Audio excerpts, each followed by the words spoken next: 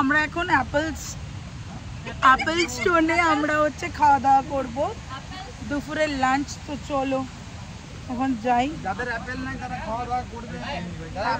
এখানটাতে দেখো, জাস্ট ব্যাকগ্রাউন্ডটা দেখো কি অবস্থা। তো চলো এখন আমরা অ্যাপেল স্টোনে ঢুকছি। একবার অ্যাপেল স্টোন বলছি, একবার অ্যাপেল স্টোর বলেছি, দুবার দু জায়গা। এই আমিও যাব, চলো। সো ইয়া চলো।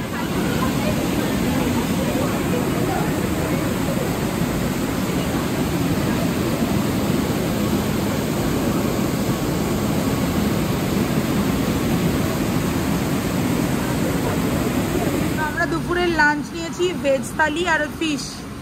ভেজ থালির মধ্যে আছে ভাত, একটা সবজি, স্যালাড, আলু ভাজা, পাঁপড় ভাজা, ডাল, আর ওইদিকে আর একটা সবজি আছে। এটা কিন্তু অ্যাপেল স্টোরে খাচ্ছি আমরা, অ্যাপেল স্টোর। জোরে বল, এখানে আওয়াজ শুনতে পাবো। এটা কিন্তু অ্যাপেল স্টোরে খাচ্ছি। হ্যাঁ, যেই জায়গাটা আমরা খাচ্ছি সেটার নাম হচ্ছে অ্যাপেল স্টোর। আমরা সব প্রচুর লাঞ্চ করেছি, এত লাঞ্চ করেছি দাদারা অবাক হয়ে গেছে। প্রীতি, তাই তো? তো আমরা প্রচুর লাঞ্চ করে নিয়েছি এখন। অ্যান্ড তো চলো এখন এরপরে যাব হচ্ছে শিলিগুড়ি, কারণ আর ঘুরলে আর আমাদের টাইম হবে না, কারণ 2 ঘন্টা লাগবে এখান থেকে যেতে। আড়াইটার মধ্যে বেরোতে বলেছিল, অলরেডি এখন 2:25। তো চলো আমরা এখন বেরিয়ে যাব, ওখানে গিয়ে একটু ওয়েট করব। ओ सब बुक है ना? वही तो सब वंदे भारत भी नहीं मिला। हाँ ना, वंदे भारत नहीं मिलने से कोई दिक्कत नहीं। 8 बजे का रात का ट्रेन कितना है कलकत्ता का? दार्जिलिंग मेल। दार्जिलिंग मेल तो पाई ही नहीं। आप लोग का ये अनसर्टनली प्लान कौन हो टाइम है? गया ना? हाँ उसके। फिर ये रेनी सीजन के लिए हम लोग नहीं गए। ওয়াশরুম ভালো। হ্যাঁ, বসে আছে আমিও যাবো।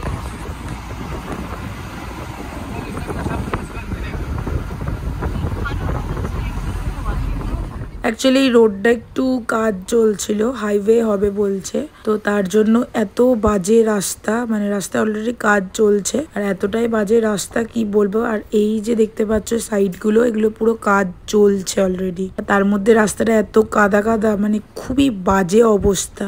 ইভেন গাড়ি নিয়ে পেরোনোটাও আমাদের জন্য অনেকটা বেশি রিস্ক হয়ে যাচ্ছে। আশা করি তোমাদেরকে আমি বোঝাতেই পারছি রাস্তার সিচুয়েশনটা কি। এখানে একবার বলছে নাকি গাড়ি অফ হয়ে গেলে আর কোনোভাবে গাড়ি স্টার্ট মানে গাড়ি স্টার্ট হবে না আর কি। তো যতটা তাড়াতাড়ি পাচ্ছি এখানটা থেকে পেরিয়ে পড়ার চেষ্টা করছি। আর এটা অবভিয়াসলি তোমরা জানোই যে পাহাড়ের রাস্তা এরকমই হয়, কোনো রাস্তার ওপর দিয়ে ঝর্ণা বয়ে যাচ্ছে, কখনো এরকম কাজ চলছে, এটা হতেই থাকে। এখন সবাই দুপুরে লাঞ্চ করে গাড়িতে উঠেছে, সবার এখন ঘুম চলে আসছে, ওই জন্য এখন চুপচাপ।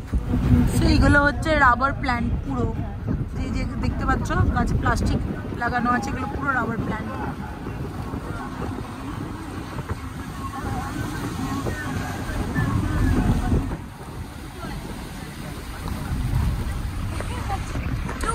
বাবা বাচ্চাটাকে কেমন করছে রে,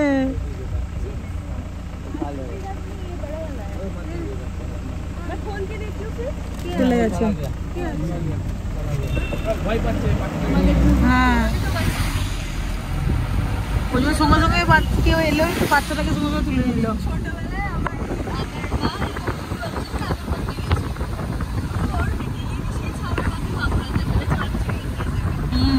পরে তো ওরা এরকম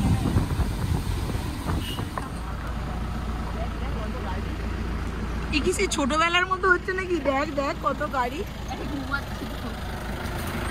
এই ধরনের গাড়িগুলোয় করে কিন্তু সব নেপালিরাই যাতায়াত করছিল এখানে। ওরা আবার গাড়ির মধ্যে ঘুমিয়ে গেছে, আমাদের থেকে মানে পুরো একদম ঢুলু ঢুলু মানে অবস্থা হয়ে গেছে, তার মধ্যে ওরাও আবার গাড়িতে ঘুমাচ্ছে। সবাই আমি যে ব্লগগুলো করছি না, দেখো হাতটা বের করে ব্লগ করছি তো, পাশ দিয়ে গাড়ি বা মানুষ পেরিয়ে গেলে এমন ভাবে তাকাচ্ছে না, আমার নিজেরই একটা কিরকম লাগছে। তো ফট করে তখনই আবার বন্ধ করে দিচ্ছি, মানে এরকম একটা ব্যাপার। মানে পাবলিক প্লেসে বেরিয়ে কথা বলছি, বাট কিন্তু মানে অতটাও ফ্রি ভাবে হতে পারছি না। কেন এই জিনিসটা হচ্ছে আমি এখনো বুঝতে পারছি না। বাট হ্যাঁ, আমি কথা কিন্তু পাবলিক প্লেসে বলছি, খুব লিমিটেড। মানে কি বলবো, যেরকম ভাবে ফ্রি ভাবে আমি বাড়ির মধ্যে বলতে পারি সেই রকম কিন্তু বলতে পারছি না। এই জায়গাটা হচ্ছে চাইনার বর্ডার।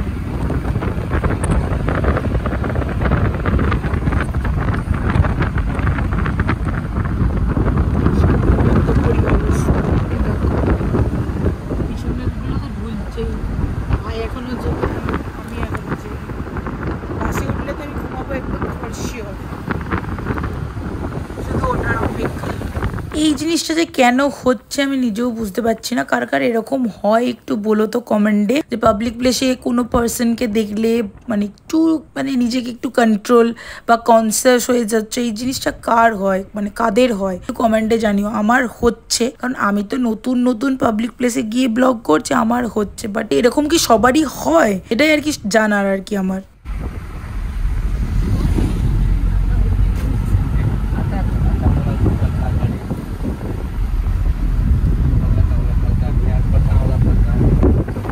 আর হ্যাঁ, দেখেই নিলে সবাই এখন গাড়ির মধ্যে ঘুমিয়ে গেছে, আর আমি আর বন্দনাই একমাত্র বকবক করতে করতে কিন্তু যাচ্ছি ড্রাইভার দাদার সাথে।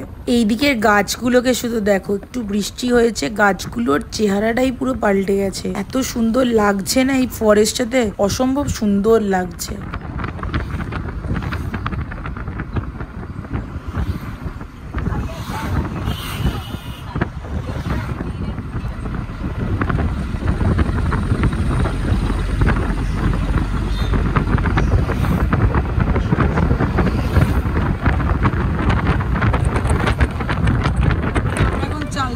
ক্রস করে গেল।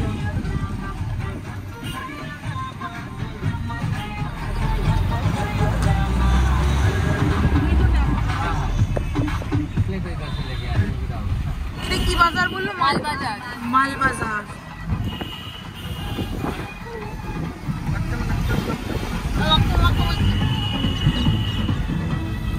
ভাইগুলো আমার একদম চুপ করে গেছে বাড়ি যাচ্ছে বলে। ও ভাই, কি খবর? আরেক ভাই কি ঘুম? কই দেখি ছবি, দেখি দেখি দেখি। এই যে ভাইয়ের ছবি। আচ্ছা, আপসাইড ডাউন দেখো। কেমন লাগছে বলো তো সবাই কমেন্টে জানিও। তোর মুখের সামনে ওর ফটোটা ধরেছি। হ্যাঁ, ফটোগ্রাফারের জন্য কন্টাক্ট করতে পারো। অন্য কিছু বলেছে। কিসের জন্য কন্টাক্ট করবে? লাইটের জন্য কন্টাক্ট করতে পারে।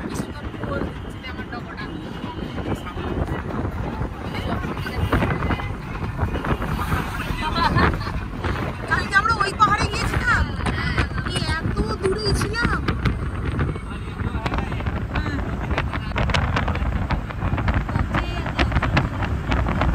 তোমরা শুনেই নিলে কত দূরে আমরা ছিলাম আর এখন কোন জায়গায় আছি। বিশ্বাসই করতে পারছি না যে ওখানে গিয়েছিলাম। বাপ রে,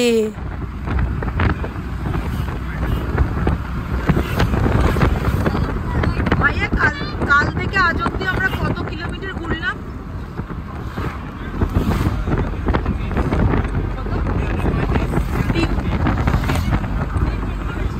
320 এখন অব্দি, মানে এটা শিলিগুড়ি অব্দি 320 হবে টিল নাও। আচ্ছা, এখন অব্দি 320 আমরা এখন ট্রাভেল করে ফেলেছি কাল থেকে।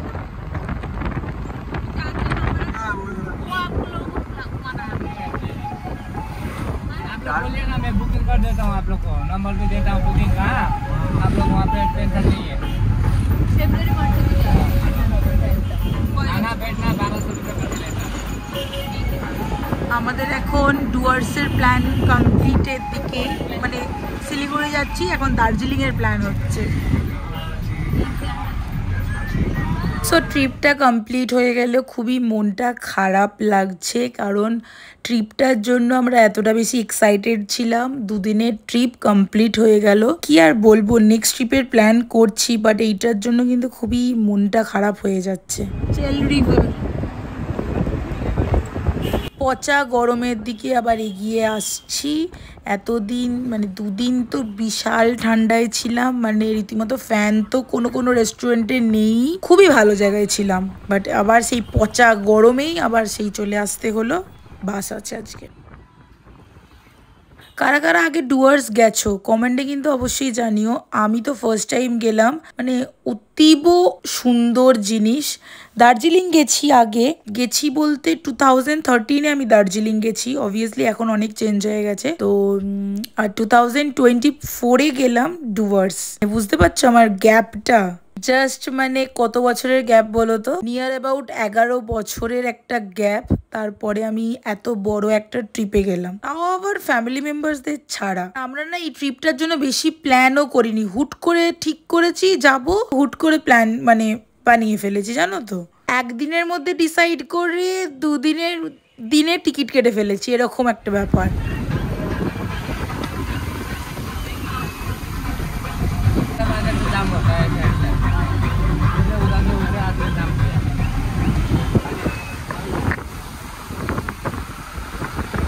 আবার স্টার্ট হয়ে গেছে প্রচন্ড পরিমাণে বৃষ্টি, দেখো রাস্তাপত্র পুরো ভিজে গেছে। আমরা আবার এখন তিস্তা নদী ক্রস করছি, সামনের পাহাড়টা শুধু দেখো আর তিস্তার জলটাও দেখো, বাপরে। আর এই যে ব্রিজটা দেখছো, এটা নাকি 100 বছর পুরাতন, ব্রিটিশদের আমলের তৈরি ব্রিজ।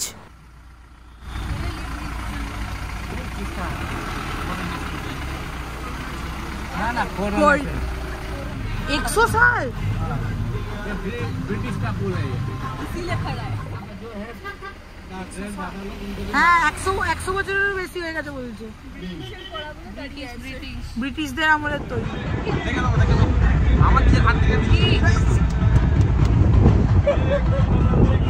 ভাই তুই এইসব বলাটা বন্ধ কর, ওরা ভিশু করে এনার্জি পেয়ে গেছে। ইস সিরিয়াসলি দিদি,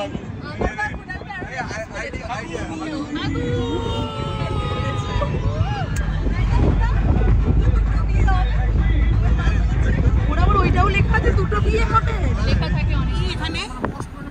नॉर्थ बंगाल बोले बंगाल सफारी ও सामने होता है। সাফারি করতে আর সাফারি কি করে হবে, এখন বাড়ি যাওয়ার টাইম হয়ে গেছে।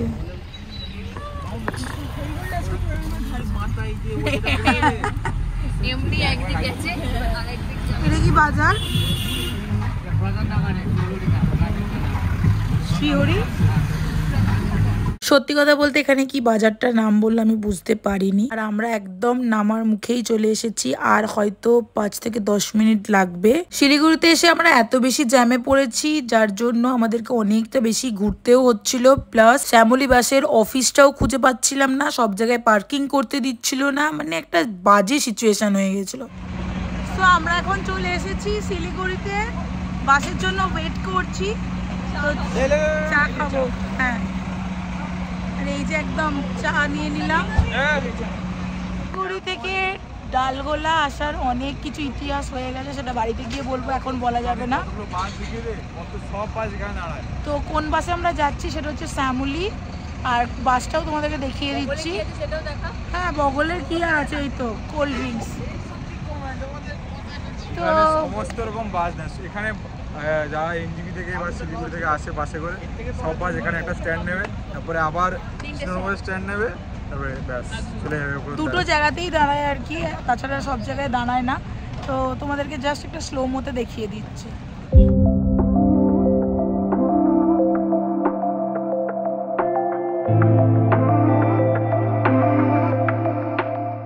তো তো যেই কথাটা তোমাদেরকে বলছিলাম যে অনেক কিছু কীর্তি হয়ে গেছে, কি জিনিসটা তোমাদেরকে বলছি। এটা হচ্ছে শ্যামলী বাসের অফিস খোঁজার সময় দিদির সাথে কুনালের একটু ঝামেলা হয়ে যায়। সেই ঝামেলা হওয়ার পর দিদিরও একটু মনটা খারাপ হয়ে যায়। তারপরেও সবই ঠিকঠাক ছিল, কিন্তু ভাই বলল চা খাবো, আমরাও বললাম, আমি প্রীতি বললাম যে চা খাবো, তাও আবার লেবু চা খাবো বলেছি। আমার হাতে ব্লগে দেখবে লেবু চায়ের ক্লিপও নিয়েছি। লেবু চা নিয়ে ঠিকই ছিল, তারপরে প্রীতিকে দিলাম। প্রীতি বলছে এত গরম আমি ধরতে পারছি না, আরেকটা কাপ দে। ও গরমটা ধরতে পারছিল না বলে সঙ্গে সঙ্গে দিদির হাতে দিয়ে দিয়েছিল। তখনই হলো সর্বনাশটা। আমি আর একটা কাপ দিতে গিয়ে প্রীতি আর সঙ্গীতা দিকে ধাক্কা মারলাম। আমার হাতের গরম চাও পড়লো, প্রীতির পা আর সঙ্গীতা দিদির হাতটা পুড়ে গেল। ভাই গেল মেডিসিন আনতে। এইসব ঘটনা হওয়ার পর আমি ব্লগ করা বন্ধ করে দিলাম।